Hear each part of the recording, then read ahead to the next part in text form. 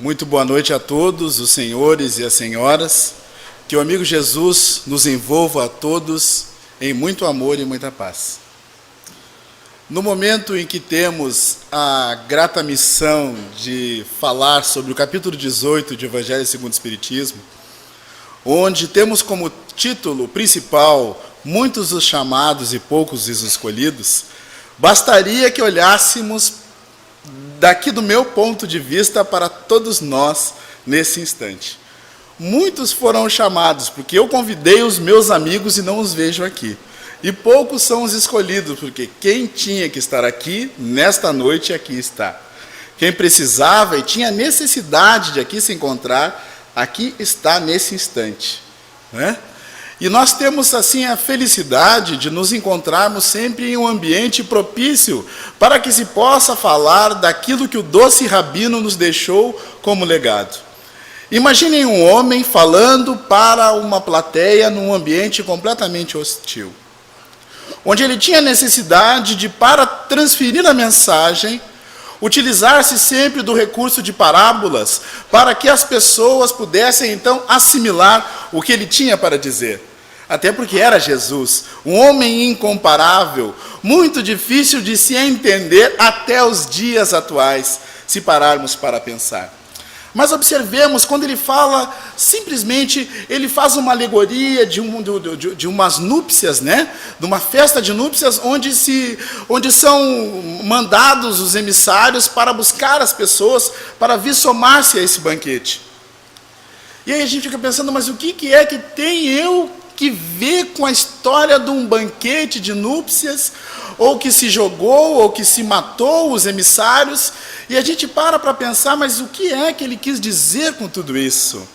Observemos, se nós observamos com aqueles olhos do estudioso, que quer saber por que Jesus utilizou-se dessa linguagem, o que significa até hoje para nós uma festa de casamento, vamos dizer assim, ou até mesmo uma bodas de prata, bodas de ouro, ou bodas de diamante, ou qualquer bodas que a gente vá, é sempre uma festa muito especial para a qual nós convidamos as pessoas que mais nós queremos próximos de nós. Agora observe que ele fala um pouco adiante, dizendo que, para que nós fazermos assim uma comparação da alegoria, do povo hebreu, que foi o primeiro povo que recebeu todas as notícias da Boa Nova. E mesmo tendo recebido as notícias, né, da Boa Nova, não foram eles os maiores pregadores da Boa Nova, porque tudo se perdeu com o tempo. Observemos. Onde foi que terminou a vida física de Simão Pedro? Todo mundo sabe? Todo mundo sabe onde Simão Pedro morreu? Sim? Sim, é assim, gente. Assim é não. Sim. Existe uma praça no meio do Vaticano chamada Praça de São Pedro. Foi lá. Lá esse homem foi colocado numa roda tosca de cabeça para baixo e lá ele morreu. Assim, nessas circunstâncias. Essa praça tem o nome dele e homenageia ele nessa função. Mas nós estamos falando sobre muitos os chamados e poucos os escolhidos.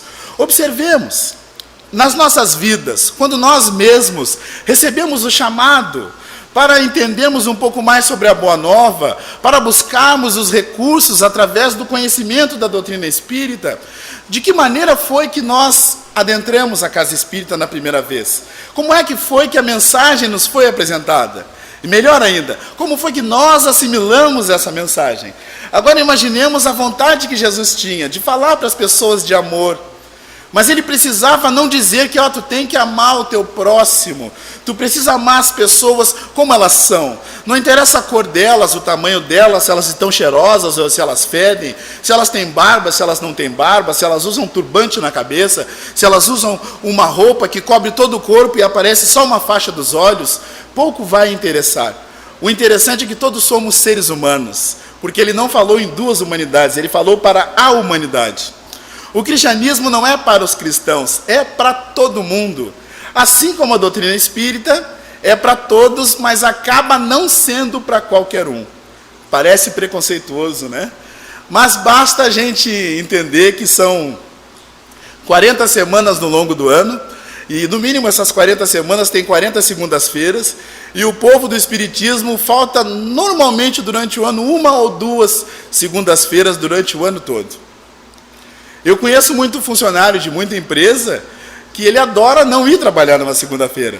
Mas o trabalhador espírita que trabalha na segunda-feira, principalmente nessa casa aqui, que segunda-feira tem um trabalho maravilhoso aqui na parte da manhã, que como eu não conheço nenhum dos trabalhadores, ninguém vai poder reclamar que eu estou falando só de uma atividade. Mas, no entanto, a gente observa que a casa está sempre aberta. Por quê?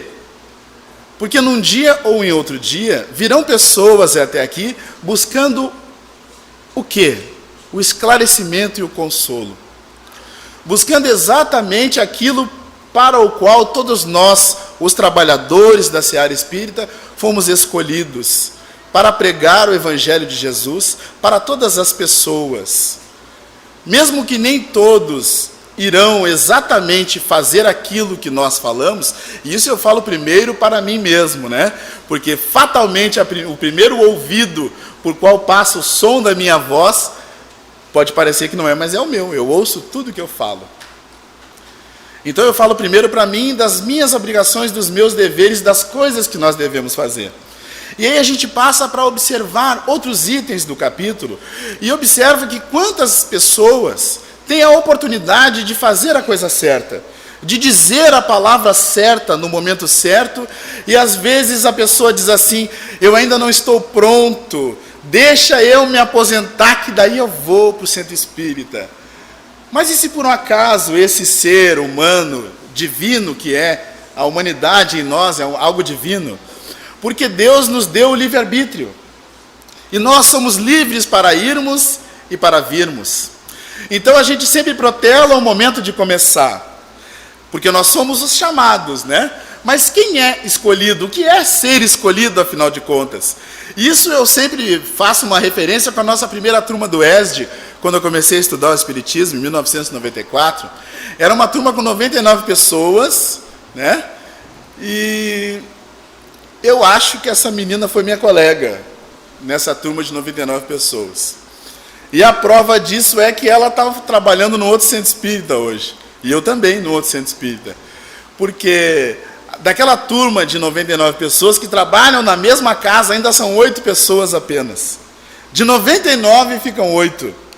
Então muita gente é escolhida para algo, mas muito poucas pessoas permanecem naquela casa. Mas, no entanto, de número de pessoas expressivo, assim, de pessoas que continuam profitentes do Espiritismo, estudando e praticando essa doutrina maravilhosa, mais do que 60% dessa turma de 99 pessoas permaneceu na doutrina. Não na mesma casa, mas na doutrina, que é o que é mais importante. Mas observemos esse contexto, este grupo espetacular chamado Francisco de Assis. Observemos esse momento que nós estamos vivendo. Porque nós somos exatamente as pessoas que estão aqui, que foram chamadas para ouvir. Agora, poucos de nós vamos ser os escolhidos para fazer. Porque o que acontece? Nós vamos nos deparar com uma agenda. Porque às vezes a gente vê que nos compromissos que nos são desenhados e aqueles que são colocados para todos nós somos convidados às vezes para visitar o hospital. Daí eu lembro que um dia um amigo nosso aí estava meio adoentado e convidou a gente para fazer uma visita no hospital, para ir lá visitar ele, coisa e tal. A gente foi lá para visitar o amigo. Mas nós fomos, entre 6 pessoas foram convidadas e só 2 foram visitar. E aí ele disse tem uma frase que todo mundo sempre gosta de usar: eu sabia que tu viria, né? Mas só foram 2 pessoas, foram convidados 6. Mas ele sabia que 2 daquelas 6 pessoas certamente estariam lá. Da mesma maneira que o Cristo, quando nos convida a tomarmos a decisão de nos aprimorarmos e nos tornarmos pessoas melhores, ele manda para todos nós, cada um à sua maneira, um convite maravilhoso.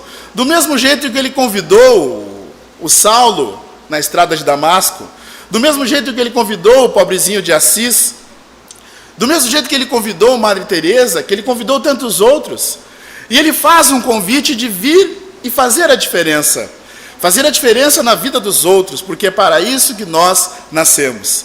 Existe sempre um pensamento que a gente tem, que a gente traz uma herança atávica, a gente está sempre com medo do que é diferente, medo do que é novo, Por que ele falou num festim? Por que ele falou numa festa? Por que ele disse que era algo importante para trazer a mente das pessoas para este recurso de imaginar o quanto é importante o fato de estarmos aqui? Observemos o que mais nós podemos fazer na nossa vida que vai realmente permanecer conosco durante todos os tempos, senão o conhecimento que liberta. Observemos tudo que este momento conspira para o nosso bem. Conspira para que nós nos tornemos pessoas melhores. Conspira para que a gente opte pelo caminho da porta estreita, né? Porque larga é a porta que conduz, né, para a perdição. Todo mundo sempre fala do caminho da porta larga, né? Todo mundo sempre brinca, né, com a porta larga e a porta estreita. E a gente precisa só lembrar de algo muito importante. Por que a porta mais virtuosa é estreita? Que é para nós termos como referência principal que não adianta tu acumular os bens temporais. Não adianta tu ter os potes de ouro, porque eles não vão passar contigo pela porta que é muito estreita. Contigo pela porta que é extremamente estreita vai passar apenas as tuas virtudes. Aquelas mesmas virtudes que o professor Ney Lobo sempre dizia muito bem nos seus discursos, que todos nós temos uma sementeira divina em nossos corações. Então nós estamos, durante a vida, regando essas sementes para que, num dado momento das nossas existências, elas passem a produzir frutos. E é esses frutos que vão conosco para mais além. O que é que vai nos acompanhar para sempre, então? O saber. Esse saber que liberta, o conhecimento, as virtudes que nós tivemos trabalhado em nós, o amor que nós tivemos semeado no coração dos irmãos do caminho, e tudo aquilo de bom que nós tivemos a oportunidade de fazer para as pessoas no longo da nossa trajetória. Agora imaginemos, se nós temos uma oportunidade de fazer o bem, nós temos desenhada como fazer o bem, onde fazer o bem, por que não fazer? Por que não fazer o bem? Por que não aprimorar um pouco mais o nosso conhecimento, o nosso saber, se nós descobrimos hoje que o conhecimento liberta? Obviamente eu sei que todo mundo já sabia que o saber liberta. Eu sou apenas o camarada que sou a ferramenta que vai relembrar, porque eu sou o chato que estou sempre repetindo quase as mesmas coisas. Mas só que eu tenho algo comigo, já faz muito tempo, que talvez seja um dos grandes defeitos pelos quais eu tenho que lutar muito durante a minha existência para melhorar, que eu sou muito teimoso, porque eu não gosto de aceitar que as pessoas não queiram para si mesmas o melhor. Eu não gosto de aceitar que as pessoas não queiram para si mesmas a felicidade. A própria saúde, se a gente imagina que pessoas mais felizes são mais saudáveis, não é verdade?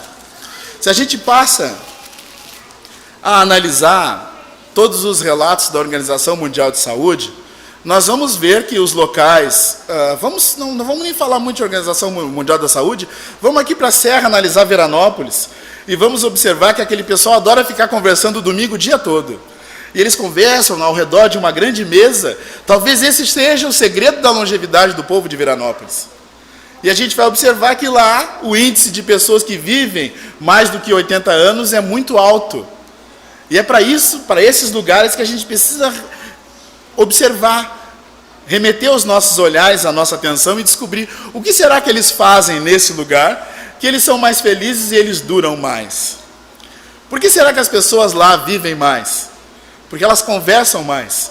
E nós vivemos hoje um tempo absolutamente o contrário do conversar mais. Nós estamos nos isolando. Observemos. Talvez a gente tenha que retomar algumas condições. A condição de desligar o sinal de Wi-Fi de casa durante o almoço é algo espetacular que eu estou tentando fazer na minha casa. Eu tenho até agradecido a prestadora de serviço da minha internet, porque eles têm, todos os dias, me ajudado, isso é os benfeitores espirituais, obviamente, desliga, cai o sinal. Tem um determinado horário que, puf, cai tudo. Aí fica todo mundo sem o que fazer, as pessoas são forçadas a conversar. Nós estamos deixando de simplesmente saber como estão as pessoas que vivem com a gente. Nós estamos deixando de olhar para o lado, querendo saber como é que está marido maravilhoso, especial, querido. E isso a minha esposa sempre faz comigo, porque ela é um doce de pessoa. Mas às vezes a gente deixa de olhar para a pessoa que está do lado. E aí daqui a pouco acontece alguma coisa com a pessoa, e ela diz que está com um problema, e diz, mas por que tu não me avisou? Mas eu já te disse, faz 3 meses que eu conversei contigo, tu lembra? Eu não lembro disso, porque tu estava no WhatsApp no dia, estava muito ocupado, né? Porque agora a gurizada está com aquele termo que eu tenho que saber se não rolou nenhuma novidade. E o meu filho me falou isso ontem, era 2 horas da madrugada. Que novidade que vai ter 2 horas da madrugada? Né? E a gente fica pensando, o que é que eu estou fazendo para fazer com que as pessoas tenham vontade de efetivamente desligar os celulares? Porque eu sei, eu estou vendo aqui umas 4, 5 carinhas que deixaram o celular no silencioso. Né? E eu desliguei o meu. O meu é o último modelo. O último modelo da Nokia. E eu desliguei ele ontem, já que era para não ter nada que me impedisse de chegar bem cedo aqui na palestra. Porque a gente precisa ter opção. Do que é que nós gostamos mais? O caminho estreito é aquele que conduz para a salvação. Assim está lá no que está escrito. Só que não vamos falar em salvação. Vamos falar em conhecimento. Quantas vezes a gente, nessa semana, isso é só uma resposta para cada um responder com o seu substrato, aquilo que fez durante a semana. Quantas vezes nós lemos alguns trechos do Evangelho segundo o Espiritismo? Não vale o Evangelho no Lar e nem o trecho que a gente leu no dia da atividade do Centro Espírita, caso você seja trabalhador. Mas como eu sei que todo mundo leu no mínimo 10 itens do Evangelho, eu gostaria de lembrar que nós tivemos a oportunidade de lê-lo várias vezes. Muitas vezes. Mas mais do que ler, o mais importante de tudo isso, é que a gente consiga praticar. Porque em um item mais adiante desse mesmo capítulo, tem ali, aqueles que dizem Senhor, Senhor, Senhor, não entrarão no reino dos céus. Porque não vai adiantar nada tu falar, não vai adiantar nada tu dizer que tu leu, ou tu lê, tu realmente andar com o livro embaixo do braço, e fazer como aqueles primeiros ingleses que subjugavam a Índia ao tempo de Mahatma Gandhi. Eles andavam sempre com as escrituras embaixo do braço, e o Gandhi sempre falava, né, olha só, aquele livro ali que eles andam embaixo do braço, eu li o Sermão da Montanha e me serviu para entender aquilo que esse homem excelente, que é Jesus, quis falar, apenas o Sermão da Montanha. Mas nós não vamos falar no Sermão da Montanha hoje. Eu só quero que quando chegarmos em casa, todos nós, possamos antes de dormir, ler as bem-aventuranças. E antes de terminar de ler as bem-aventuranças, porque nós vamos lembrar desse subitem que é o Senhor, Senhor, Senhor, vamos lembrar quantas vezes a gente agradeceu o fato de estarmos vivos essa semana. O fenômeno espetacular de respirarmos, o dom divino de vermos, e essa percepção maravilhosa que é a audição que nós temos, e às vezes esquecemos de dizer muito obrigado, Senhor, porque nós temos os ouvidos para ouvir, os olhos maravilhosos para ver, não é para fazer fofoca. Mas eu tenho algumas pessoas, que eu vou privar vocês de ouvir o nome dessas pessoas, mas acredito que mais cedo ou mais tarde elas vão descobrir que eu falei delas, e elas adoram, né, o sistema de câmera de vigilância antigo, aquele, sempre tem no Facebook, né, que é as vizinhas que ficam de braço cruzado na janela observando a vida dos outros. Então nós temos que cuidar das nossas vidas, e através desse cuidado que a gente tem com as nossas vidas, espalharmos amor pela vida para todas as pessoas. Existe um número muito alto, muito grande de pessoas que atentam contra a própria vida.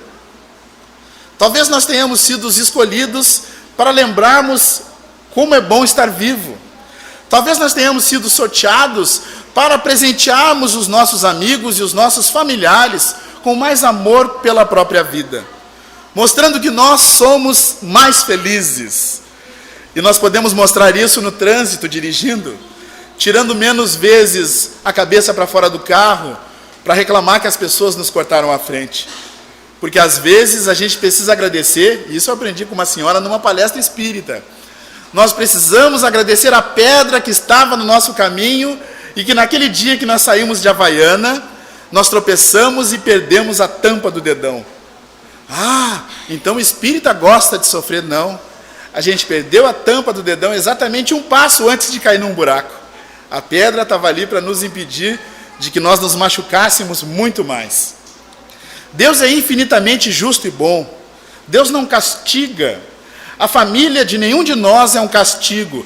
Nossas famílias são os recursos maravilhosos que a bondade de Deus, através dessa que é chamada a providência divina, fez se manifestar através do amor, através dos laços da reencarnação, ou até mesmo através dos laços da adoção, que é o meu caso, que eu sou um dos vários filhos adotados de um casal espetacular. Então, às vezes, a gente não sabe de onde vai vir a mão que vai estar conosco até o último momento de nossa existência. Às vezes, a gente não sabe de onde vai vir o remédio que vai curar a nossa dor no momento que nós estivermos com uma dor lancinante. Mas, no entanto, se nós tivermos merecimento, esse remédio há que vir até nós. Este consolo há que chegar até nós. Os amigos sempre vão nos encontrar.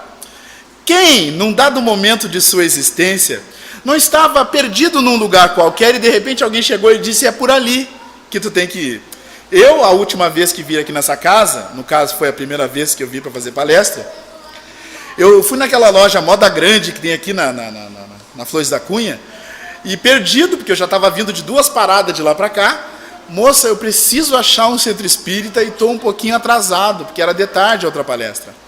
E aí a moça me disse: tu vai aqui nessa rua, dobra na rua da lojinha à esquerda, tu vai até a rua, tu vai enxergar a casa espírita ali, e vai dobrar à esquerda, tu está no centro espírita. Mas ela me falou com tanto amor, que eu preciso agradecer ela. Cheguei um pouco mais cedo, tentei entrar na loja e já estava fechada. Mas como a gente deixa, às vezes, de dizer obrigado para as pessoas que nos beneficiaram no longo do caminho. Porque às vezes a pessoa só dizer para ti: é por aqui, vai ali, dobra à esquerda, já é um gesto de amor, se a gente pensa assim. Porque tantas pessoas dizem simplesmente assim: é logo ali à esquerda. E a gente se perde, vai para o outro lado e acaba não encontrando. Mas como Deus é bom para conosco, não comigo, para com todos nós. Quantas vezes a gente já recebeu um recurso que a gente não tinha ideia que ele ia chegar naquele momento. A gente não sabia que aquela pessoa viria nos fazer a visita exatamente naquele momento. Que a gente iria receber a ligação telefônica naquele instante. Que a gente iria rever um amigo importante de longa data naquele dia, naquela hora. Mas, no entanto, foi exatamente no dia que nós precisávamos. No dia que nós mais tínhamos necessidade de alguém que nos encontrasse, nós encontramos. Por quê? Porque o bom Pai do céu tudo observa que nós fazemos. Todo o bem que nós realizarmos ao longo de nossa existência é como uma poupança maravilhosa que nem precisa reajustar, porque tudo que a gente deposita nessa conta nos acompanha para sempre. Não que a gente tenha que começar a fazer o bem pensando sempre na retribuição. É o contrário disso tudo. É simplesmente fazer o bem porque nós precisamos fazer o bem. Porque a pessoa que nós vamos beneficiar precisa muito que este bem que nós vamos fazer seja realizado. Então não adianta esperar para se aposentar, para ter mais tempo. Matricule-se no ESD. Desde o ano de 1978, quando o Ângelo Aguarro trouxe a mensagem sobre o estudo sistematizado aqui para o Rio Grande do Sul, o ESD começou aqui em 78. A mensagem foi em 77, começou em São Paulo em 1975, e a campanha nacional do estudo sistematizado do Espiritismo começou em 1983. Essa casa foi fundada, não está mais aqui, mas eu li aqui na parede, em 8 de maio de 1991. Então, se a gente ainda não começou a fazer a coisa certa, desde 91 já tem este ponto iluminado maravilhoso para nos conduzir para o caminho mais correto. Se a gente ainda não entendeu o que se precisa fazer, matricule-se no estudo sistematizado da doutrina espírita. Conheça o Espiritismo, essa doutrina eminentemente libertadora. Leia o Livro dos Espíritos. Observe o que o Evangelho te convida todos os dias para fazer da tua existência. E seja feliz, porque nós nascemos para isso. A gente lá no plano espiritual fez todo um planejamento, acompanhado dos benfeitores amigos, sob a tutela dos mentores espirituais da mais elevada escala progressiva. E lá nós nos comprometemos de nos encontrar com esta família, ou com aquela outra família, ou com aquela outra ainda, mas nós nos comprometemos com isso. E num dado momento de nossas existências, nós iríamos nos conduzir a um estágio mais avançado do conhecimento, porque nós iríamos nos conhecer. Não é mais ou menos como é o namoro, que é tudo maravilhoso? O namorado olha para a namorada e ela diz, ai amor, como tu é lindo, né? Mas eu vejo que o amor nos não deixa cegos. Muita gente acredita na cegueira. Eu acredito que o amor nos faça ver muito além do físico. O amor nos faz ver as virtudes das pessoas. O amor nos faz essa referência exatamente para essa sementeira divina que o professor Ney Lobo sempre falava. O amor faz com que a gente veja no outro o potencial. Por isso que a mulher fica esperando às vezes 70, 80 anos para que o sapo vire príncipe, e isso não vai acontecer.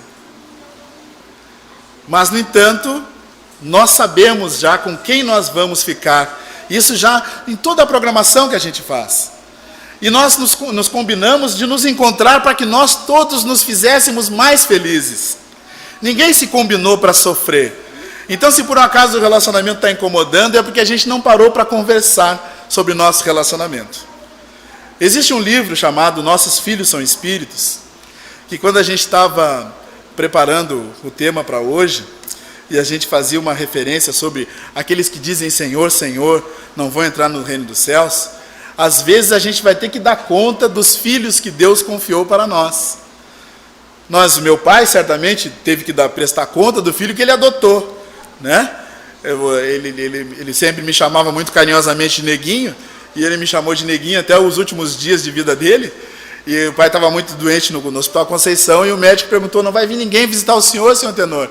Vai sim, o meu Neguinho já está chegando.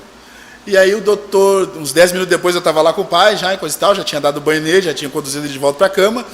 E o doutor, o senhor Tenor, o Neguinho já chegou? Não, doutor, está aqui o meu Neguinho. Não, esse é o Negrão, esse aí não é o Neguinho. Né? Porque o pai e a mãe sempre vê a gente como criança, não é assim? Quem tem filho de 25, 26 anos, não chama o filho e abraça o filho, coisa e tal. Hoje o meu filho, a gente foi de ônibus até Assis Brasil, depois eu tomei o ônibus para cá, porque ele tem uma atividade lá do GPJ, que é Grupo de Programação Juvenil da UD Passo da Areia, e tem a confraternização lá do Centro Espírita que ele frequenta, que é o Homem de Boa Vontade. Então ele está envolvido com o espiritismo esse fim de semana. Eu fui levar ele até o terminal de ônibus para ele ir para a casa dos amigos, porque a turma toda vai junto. E aí ele me abraçou e me beijou. Aí ficou todo mundo olhando e pensando assim, o que é isso? Nós estamos desacostumados com manifestações de carinho. Eu vejo nos olhos das pessoas a mesma coisa que eu via quando eu abraçava o velho meu pai. Abraçava e beijava aquele negãozinho, e as pessoas ficavam assim, que estranho, né? Parece que é uma coisa do outro mundo. Pessoas se beijando, simplesmente abraçando e beijando. Nós estamos ficando com vergonha de manifestações de carinho. Estamos num tempo que estamos com vergonha de apertar a mão das pessoas. A gente vê um conhecido na rua, não, talvez ele não me conheça, porque afinal de contas, né, o tempo para mim não passou. Mas nós temos que entender as pessoas. Está todo mundo muito preocupado, está todo mundo muito ocupado. Porque se a porta é larga, todo mundo quer passar pelo mesmo lugar. Nós somos quem está na contramão, querendo entrar pela porta estreita. Aquela mesma que na senda dessa porta tem espinhos, que no longo do trajeto vão nos machucar, e mesmo assim nós não vamos desistir. Porque nós sabemos que, como nós temos um objetivo maior, esses espinhos apenas serão os louros pelos quais nós iremos festejar logo mais, quando pudermos adentrar então por essa porta, que é a porta estreita. Quando tivermos efetivamente esta oportunidade maravilhosa de nos depararmos com tudo aquilo que nós tínhamos como um planejamento, e que muitas das vezes a gente observou, viu o que tinha que fazer e disse assim, eu vou deixar para depois, porque hoje eu não tenho tempo. Mas a pergunta é, e se teu amigo está te esperando lá no hospital, e tu é a única pessoa que vai visitar ele e tu não vai? E ele tinha certeza que tu ia. Aí tu vai, não, deixa que o fulano vai, e se o fulano não for? Então tu tem que ir. Se alguém perguntar quem pode, nós podemos. Se alguém perguntar quem tem tempo, nós temos tempo. Sabe por quê? Tenha tempo hoje para o caído no caminho, isso é o Emmanuel quem diz, né? Porque um dia o caído do caminho pode ser qualquer um de nós. Tenha tempo hoje para secar uma lágrima, porque mais cedo ou mais tarde o cisco da lágrima pode estar no nosso olho. Acaricie hoje os cabelos de quem está ao teu lado, dessa pessoa maravilhosa que convive contigo e que mesmo com os teus defeitos, ela consegue ainda te amar.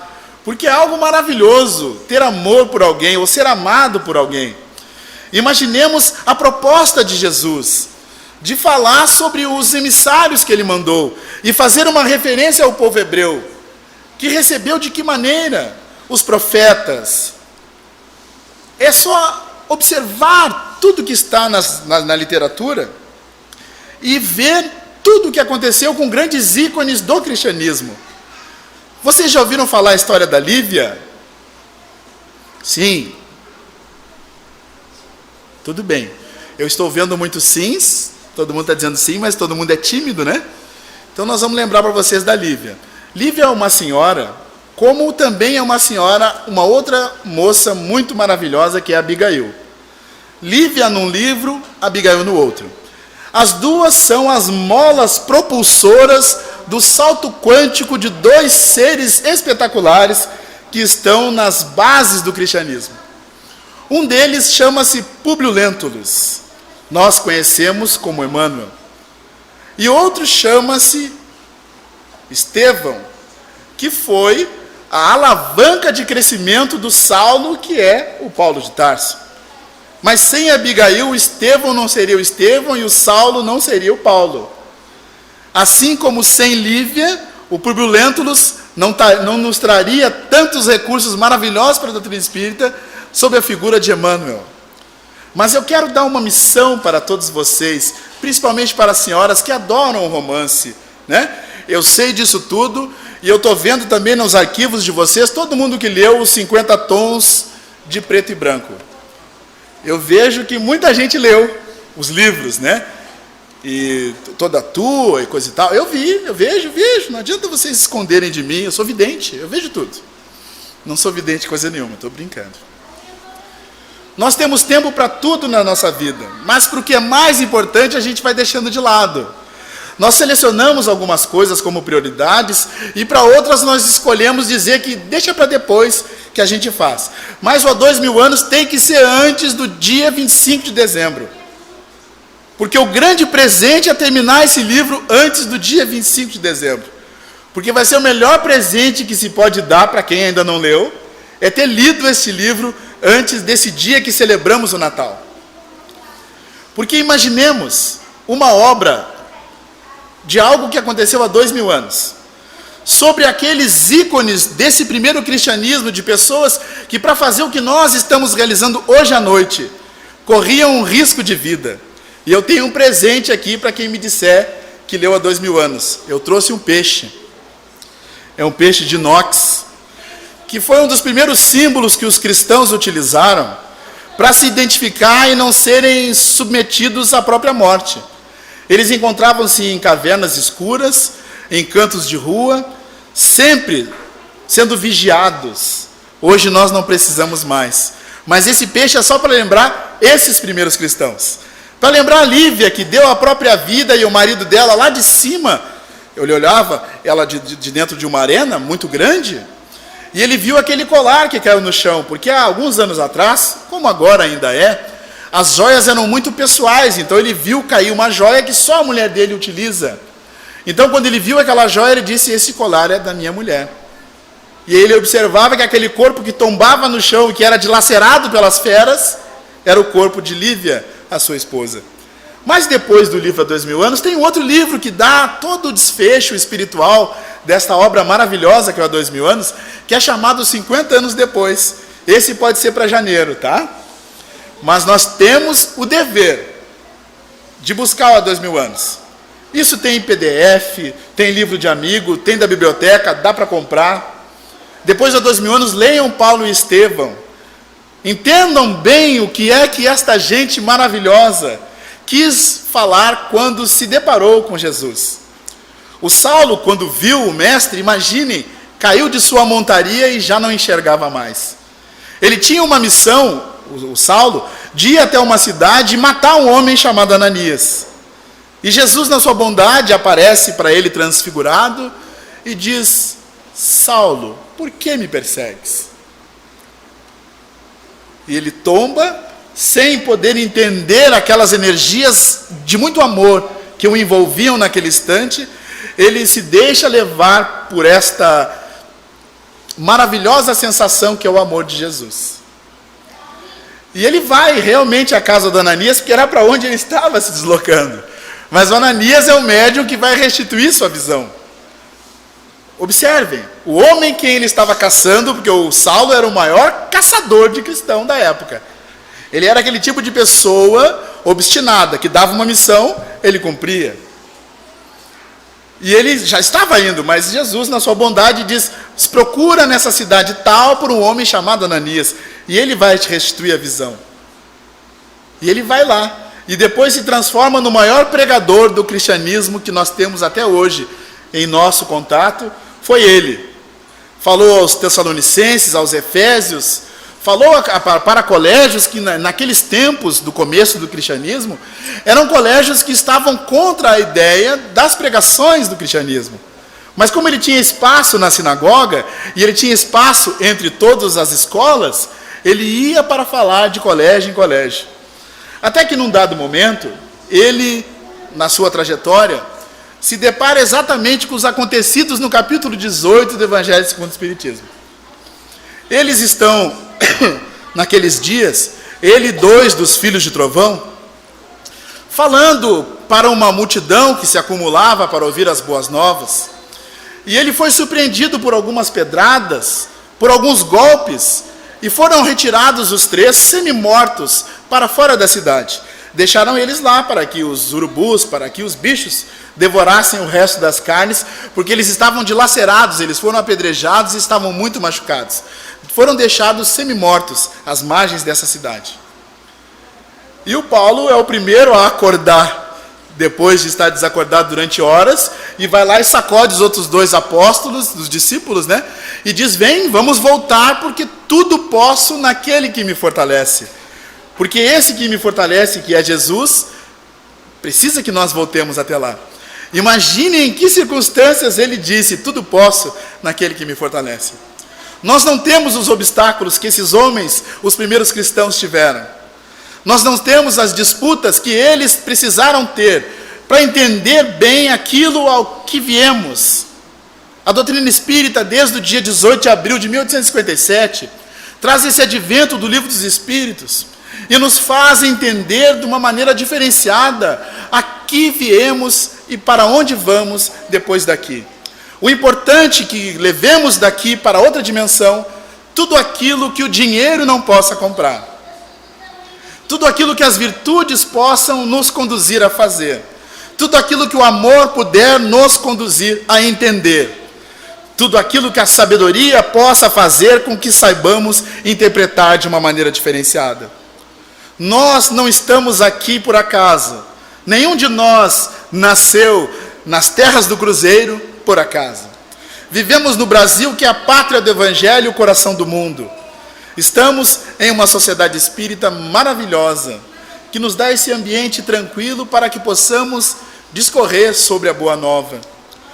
Imaginemos estes homens, essas pessoas, que hoje eu vou usar da técnica do incentivo para todo mundo que me garantir que vai comprar o livro há 2000 anos hoje na secretaria.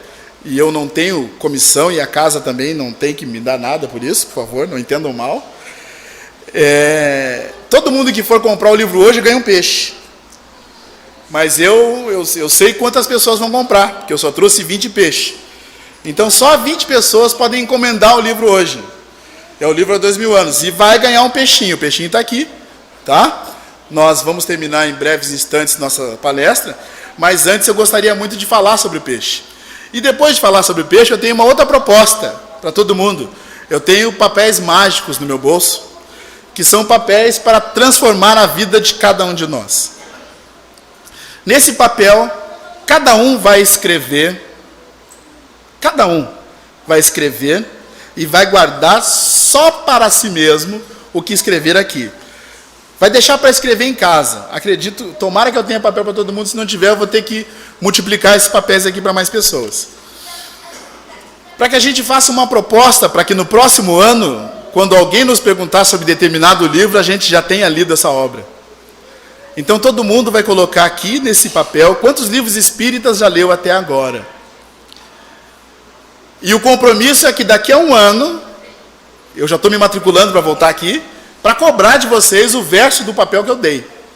Porque eu quero dobrar o número de livros que se leu até agora para o ano que vem. Porque a única caridade que se pode fazer para com a doutrina espírita, isso segundo o senhor Giovanni Borges de Souza, que na época do Fórum do Espiritismo e Comunicação, que foi aqui na Assembleia Legislativa, ele era presidente da Federação Espírita Brasileira. E ele disse assim, que a maior caridade que se pode fazer para o Espiritismo é a sua própria divulgação. Então nós precisamos ser o banner que divulgue a doutrina espírita. Que quando alguém lá em casa disser, mas tu não é espírita, fulano, o pior de tudo é que a pessoa tem razão. Nós temos o dever de sermos melhores. Não melhores que os outros, mas melhores do que nós mesmos éramos antes de ter o advento da doutrina espírita em nossas vidas. Todas as vezes que alguém nos disser assim, mas depois que tu foi para o espiritismo, né, tu não tem mais tempo para a gente. Olha, eu até tenho, mas quem sabe a gente tenta se encontrar durante uma palestra espírita, e aí eu sei que tu também vai estar fazendo uma coisa boa, que é boa para ti e boa para as pessoas que convivem contigo. Porque o espiritismo é tão bom para nós quanto para os nossos familiares. E se por um acaso nós ainda não conseguimos trazer toda a nossa família para o centro espírita para assistir uma palestra, é porque talvez eles não tenham visto o efeito de uma palestra em nossas vidas. E se lembrar só o que o Raul Teixeira nos convida sempre a meditar, que uma semana de conhecimento da doutrina espírita é capaz de conduzir uma pessoa uma vida inteira para o bem. Olha só. Então uma palestra pode mudar alguém. Um minuto de boa conversa pode mudar a vida de uma pessoa. Um instante que a gente fale com alguém pode conduzir essa pessoa para um estado d'alma mais aprimorado. Pode fazer com que ela possa pensar em algo melhor. Vocês conhecem o CVV? Centro de Valorização da Vida? Todos conhecem? Ok. O CVV tem um telefone que é 188. Funciona em todo o Brasil, 24 horas por dia, 365 dias por ano. Então, quando vocês desconfiarem que alguém está pensando em atentar contra a própria vida, caso não tenha uma porta aberta do centro espírita naquele momento, peça que liguem para 188. Quem tem Facebook aqui? Todo mundo tem Facebook? A maioria sempre tem, né? Ninguém tem Face aqui. Quem tem Facebook, levanta a mão. Tem que levantar a mão. Muito bem. Então, tu não tem Face? Tu tem cara de quem tem Face. Vamos adiante. Então, todo mundo que tem Face, hoje de noite, coloque no seu mural, pelo menos por um dia. Vai lá até a página do CVV no Face e cola no seu mural o Centro de Valorização da Vida, o número 188, para que todas as pessoas que estiverem pensando em qualquer coisa que não seja ficar feliz durante a vida toda, possam ver aquele telefone maravilhoso. Vão ser atendidos por gente muito bem treinada, por um povo maravilhoso que é gente do bem, como todos nós.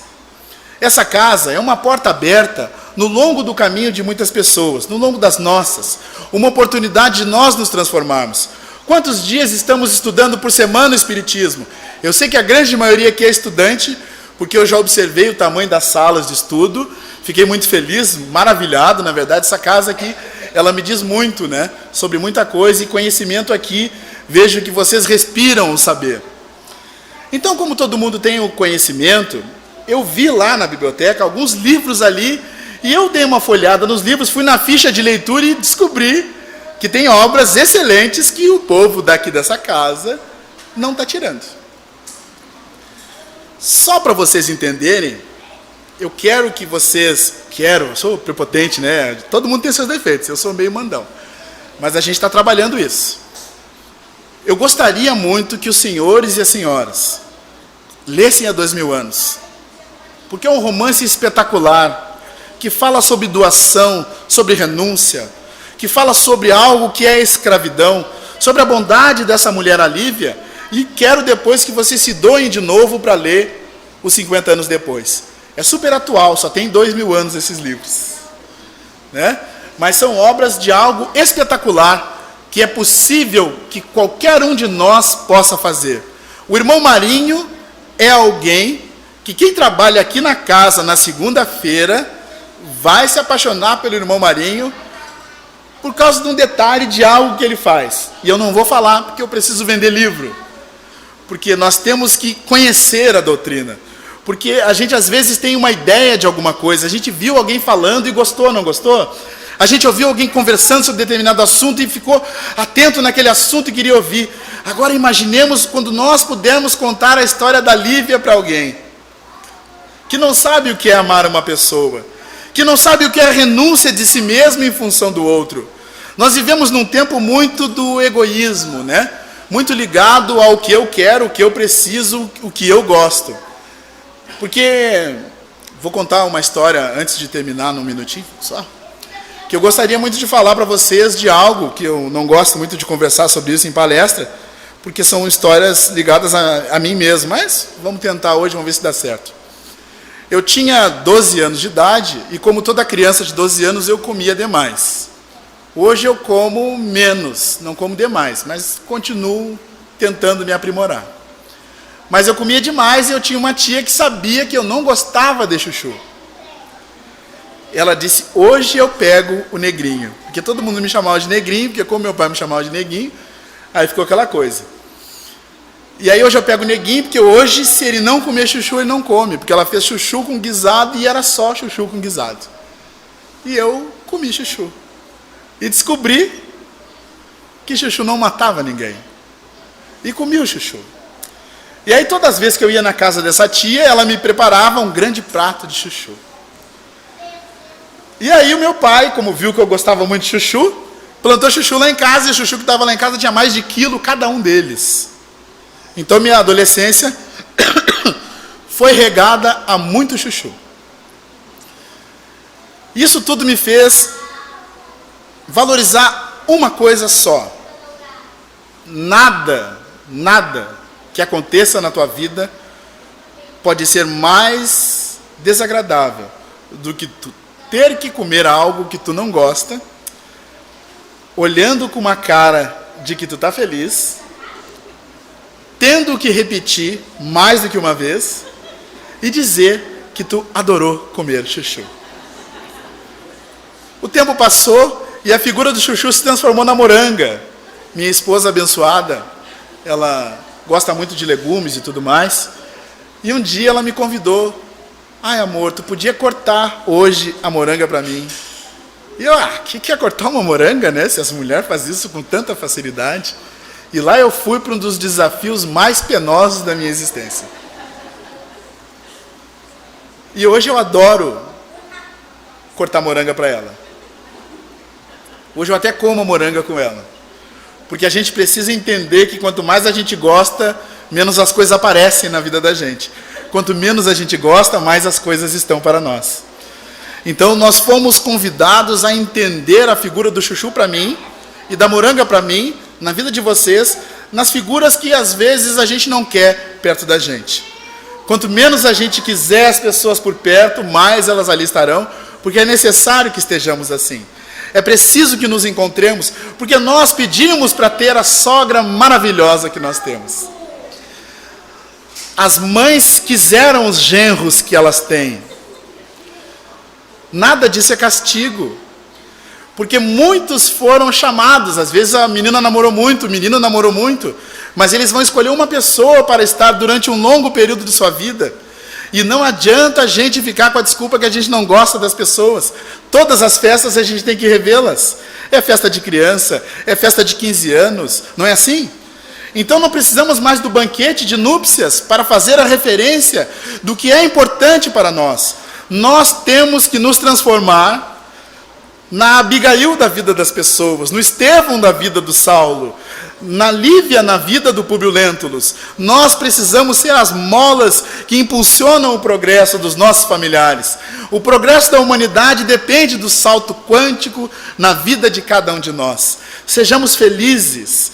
Que estes ares maravilhosos de final de ano possam renovar o nosso ânimo e possa fazer com que sejamos pessoas um pouco melhores. Porque a oportunidade de ser um pouco melhor está lançada.